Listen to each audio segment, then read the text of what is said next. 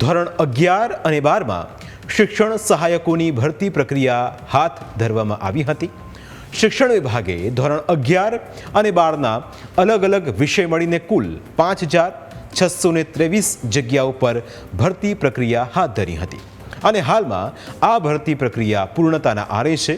તેવામાં આ ભરતી પ્રક્રિયામાં મોટાભાગના વિષયો માટે પૂરતા પ્રમાણમાં ઉમેદવારો મળ્યા નથી, જેથી કેટલાક વિષયમાં જગ્યાઓ ખાલી જોવા મળી રહી છે। ઉમેદવારોનું કહેવું છે કે જીઆર કટ ઓફ નીચું કરીને ભરતી કરવાની તેમની માંગ છે। ઉમેદવારોનું કહેવું છે કે 1,000 જેટલી જગ્યાઓ ખાલી છે, તો પછી જીઆરનો અમલ કરીને આવી જગ્યાઓ ભરવામાં આવે। ઉમેદવારોના કહેવા પ્રમાણે ભરતી પ્રક્રિયામાં મેરિટ 120 નક્કી કરેલું છે, પરંતુ પૂરતા પ્રમાણમાં શિક્ષકો મળ્યા નથી।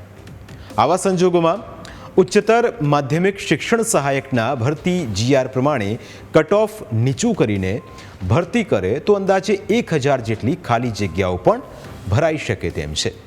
સરકારના શિક્ષણ વિભાગે ભરતી પ્રક્રિયામાં બનાવેલા જીઆરમાં 1 ઓગસ્ટ 2024ના ઠરાવ રૂલ્સ નિયમ 12.2 મુજબ કટ ઓફ ઘટાડીને ભરતી કરવાની જોગવાઈ કરેલી છે।